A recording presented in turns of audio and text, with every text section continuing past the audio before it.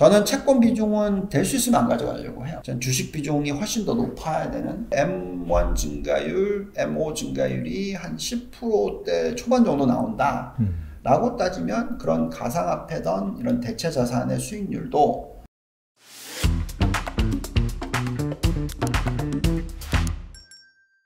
자산배분 본부장님이시잖아요. 그래서 가장 궁금한 게 이런 것 같아요. 2022년 그러면은 어떻게 자산 배분을 해야 되는지 그 부분에 대해서 말씀해 주시면 좋을 것 같습니다.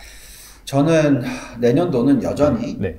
주식의 해라고 생각합니다. 기본적으로. 네. 왜냐하면 이제 가장 크게 나누는 게 주식이냐 채권이냐, 뭐 이거 자산 배분에 있어서 그렇죠. 네. 가장 큰 거는. 네. 근데 계속 우리가 지금 얘기하고 있는 게 뭡니까? 금리가 올라가는 추세라는 거죠. 그러니까 금리가 올라가는 추세에 금리가 굉장히 낮아요. 네. 그러면 이거는 돈을 못 벌죠. 그러니까 그러니까 심지어는 하이힐드라고 하는 그 투자 부적격 채권에 대한 금리도 너무 낮아요. 예. 물론 이제 중국은 많이 올라갔으니까 네네. 그런 쪽에 대한 관심은 좀 가져볼 필요가 있겠지만 결국은 채권 가격이 너무 비싸다라는 얘기거든요. 예. 그래서 금리가 여기서부터 한 2.5%까지 올라간다라는 가정을 했을 때 네. 채권의 매력도가 많이 떨어진다라고 가정을 해버리면 그건 문제가 있는 거기 때문에 저는 채권 비중은 될 수 있으면 안 가져가려고 해요. 예. 물론 갑자기 금리가 많이 올라가서 2.5%까지 갔다. 네. 미국 10년 국채 금리가. 네네. 그러면 이제 그때부터는 좀 관심을 가질 수 있을 것이나 내년 한 해는 어쨌든 천천히 금리가 올라갈 것 같고요. 그렇다면은 채권의 매력도는 많이 떨어지고 반면에 주식의 매력도는 상당히 높다는 말이죠. 아직까지도 저희가 보면 계산했을 때 잔존가치 모델상 제 계산상으로는 한 20% 정도는 충분히 올라갈 수 있는 글로벌 시장이란 말이죠. 네네. 그래서 채권 비중과 주식 비중으로 계산을 하자면 전 주식 비중이 훨씬 더 높아야 되는 그런 그레이 로테이션 하나다라고 생각을 하고 있고요. 근데 이제 다른 자산 배분으로 놓고 보면 우리는 이제 부동산을 그 ETF로 만든 뭐 리츠 같은 것들도 있을 거고. 그렇죠. 네. 그 다음에 뭐 원자재, 그 다음에 또 그 뭐 커런시, 그러니까 뭐 달러에 뭐 어떤 비중을 좀 들고 있다든지, 또 여러 가지 자산군을 봤을 때 이제 또 커머더티, 그러니까 원자재 중에서도 이제 금과 은 같은 성향. 요즘에 또 이제 가상화폐까지도 들어가고. 그래서 이제 이런 여러 가지 자산군들이 있는데. 개별마다 하나씩 좀 들여다봐야 될 것 같고요. 네, 저희가 판단할 때는 원자재의 가격이 여기서부터 빠지지는 않을 것 같아요. 그래서 원자재에 대한 일정 부분 한 자릿수 정도의 어떤 비중 가져가는 괜찮고 그 다음에 이제 현금 비중 대신에 금이라든지 가상화폐 이런 대체성 자산을 일정 부분 10% 미만으로 들고 가는 것도 괜찮을 것 같고요.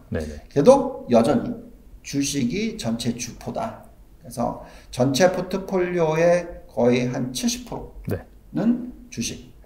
나머지 뭐 채권, 뭐 가상화폐, 대체자산, 원자재, 뭐 환, 뭐 이런 식의 어떤 배분을 하는 그런 내년도 한 해라고 생각하고 있습니다.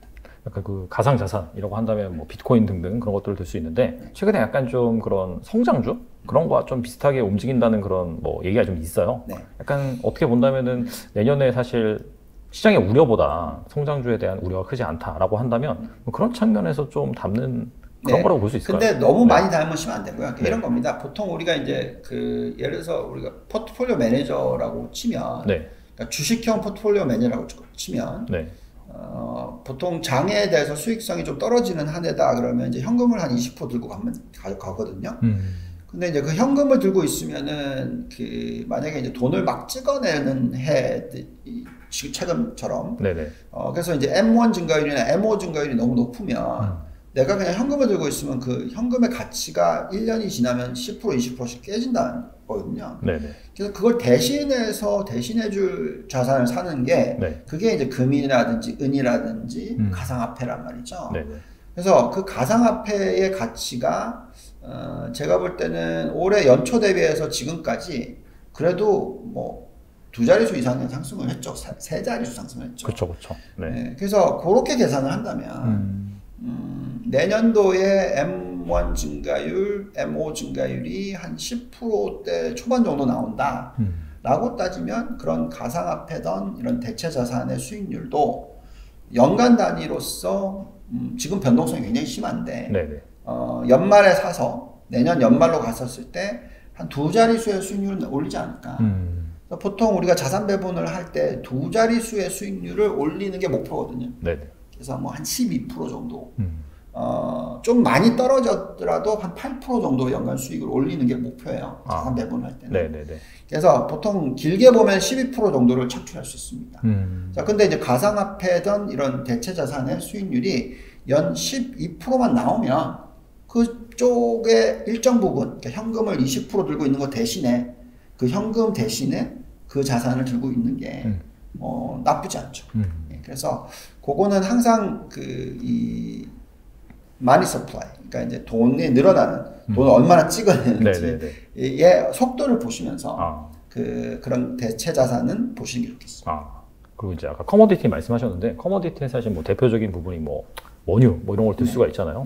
그거는 또 약간 좀 그린 신재생 에너지 투자 그런 전환하는 관점에서 약간 그린 인플레이션 그런 관점에서 약간 유가가 좀 강세를 보일 것이다 그런 얘기도 좀 있더라고요. 약간 그런 부분이 기저에 깔려 있는 건가요, 그러면? 원유 쪽 같은 경우에는 원유도 그렇고 이제 원자재도 그렇고요. 이제 시대가 좀 많이 변하고 있죠. 말씀하신 이제 그린 인플레이션이라는 것이 대체 자산으로 그러니까 대체되는 에너지로 넘어가는 과정에서 빠르게 전환이 안 되니 그 옛날 에너지의 가격이 올라가 있는 거잖아요. 그리고 솔직히 대체 에너지에 투자하는 회사들이 옛날 과거 에너지를 갖고 있는 회사들이 많죠. 그렇죠. 네, 맞아요. 그런 성향이 높죠. 그러니까 당연히 이쪽에서 벌 건 벌어야 될 거 아니에요. 그렇죠. 가격을 높게 유지시키는 거죠. 그러면서 자연스럽게 투자는 이쪽으로 계속 가는 거죠. 그래서 저는 투자를 안 하는 거는 안 된다라고 생각하지만 그래도 전체의 자산에서 뭐 유가 관련된 쪽, 화석연료 관련된 쪽을 5% 이상은 안 들고 갈 것 같아요. 그렇지만 종목을 잘 골라놓으면 지금 현재의 유가 가격이 $70 중반에 앞으로 길게 유지가 된다. 길게라는 게 앞으로 한 3년 정도 계속 유지가 된다. 이 수준의 유가라면은 ROE가 20% 이상 나오는 종목들이 있어요. 그런 종목들을 골라서 특히 유가 관련된 뭐 원자재 쪽의 투자는 종목 선별 중요하다. 그러니까 ETF로 가는 것도 나쁘진 않은데 너무 수익성이 차이가 많이 날 거예요. 그러니까 좋은 종목은 정말 많이 올 거고 그냥 ETF 개념으로는 뭐 한 자릿수 상승이 나올 수도 있고 그래서 저희는 이 원자재 중에서 특히 이제 석유 관련 쪽이나 화석연료 쪽은 그냥 종목 선별을 열심히 하고 있습니다. 제가 제 포트에 싣지는 않았지만 저희가 뽑아보니까 미국의 뭐 예를 들어서 컴스톡스 리소스라는 종목, 뭐 데번 에너지라는 종목, 또 코노코필립스 뭐 이런 종목들은 상당히 매력이 있게 나와요. 그래서 어쨌든 원자재 중에서 원유 중에서 뭐 화석 연료 중에서 종목을 골라내셔서 투자를 하는 것은 전체 포트에 뭐 한 예를 들어서 석유 관련 쪽 한 5%, 그 다음에 원자재 관련 한 5%, 두 개 다 더했을 때 한 10% 정도를 이 원자재 커머디티 쪽에 투자를 하시는 것도 나쁘지 않다고 생각하고 있습니다. 알겠습니다. 앞서서 한 주식 비중 한 70% 정도 가져가는 게 좋겠다라고 말씀하셨는데 그러면 저희가 일전에 얘기했었던 뭐 성장주 비중 한 50% 이상 들고 가면서 언급하신 뭐 신재생 에너지라든지 뭐 바이오라든지 그 다음에 또 IT 쪽 그쪽을 좀 이제 집중해서 담으면 되겠네요. 그러면. 저희가 대표적으로는 어떻게 얘기하고 있냐면요.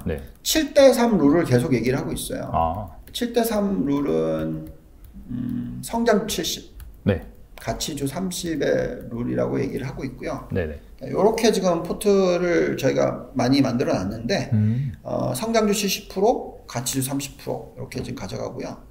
이 안에서 이제 반도체, 바이오, 신재생 에너지, 전기차 이렇게 돼 있고 그다음에 가치주로는 이제 산업재, 화석연료 에너지, 원자재, 소비재, 금융 이렇게 지금 분산해놨어요. 그래서 7대3 전략이 상당히 적절하다고 말씀을 드리고 있고, 그 다음에 또 내년도에는 선진국이냐 신흥국이냐 이 부분에 있어도 달러가 제가 초강세로 갈 것 같아 보이지는 않는다고 말씀을 드렸고, 약간의 약보합세 수준일 거라고 생각한다면 그것도 7대3 전략. 그러니까 선진국 70, 신흥국 30. 그러니까 7대3 전략을 내년에 펴는 게 맞다. 그래서 내년은 어떻게 보면 7대3 전략을 계속 좀 유지할 것 같다는 생각이 듭니다. 그래서 지금 사실 글로벌 투자가 정말 중요한 시기고, 또 주식 투자가 정말 중요한 시기고, 또 전체적인 큰 그림으로서는 장기적으로는 자산 배분을 하는 것이 중요합니다. 근데 자산 배분이라는 것은 그냥 한 특정 한 국가에 투자를 하는 게 아니고요. 글로벌 자산 배분을 하는 게 정말 중요합니다. 그래서 최대한 글로벌 자산 배분하는데 도움을 드릴 수 있도록 노력을 할 테니까 앞으로도 계속 많이 팔로우 해주시면 감사하겠습니다. 네, 오늘 유동원 본부장님 모시고 또 매크로 이슈, 그 다음에 내년 자산 배분을 어떻게 해야 되는지, 어느 시장이 매력적인지 그런 부분에 대해서 다뤄봤습니다. 또 본부장님께서 또 자체 채널도 운영을 하고 계시고, 좀 아쉬운 게 있다면 이 컴플라이언스 그런 문제 때문에 또 어떤 종목을 편입하고 계신지는 말씀을 못 드렸지만, 정말 궁금하시면은 또 이렇게 채널 방문하시고, 그 다음에 뭐 랩도 가입하신다면은 랩을 가입하시면 바로 네, 그렇죠. 그런 부분이 궁금하시다면 또 그렇게 하시면 될 것 같습니다.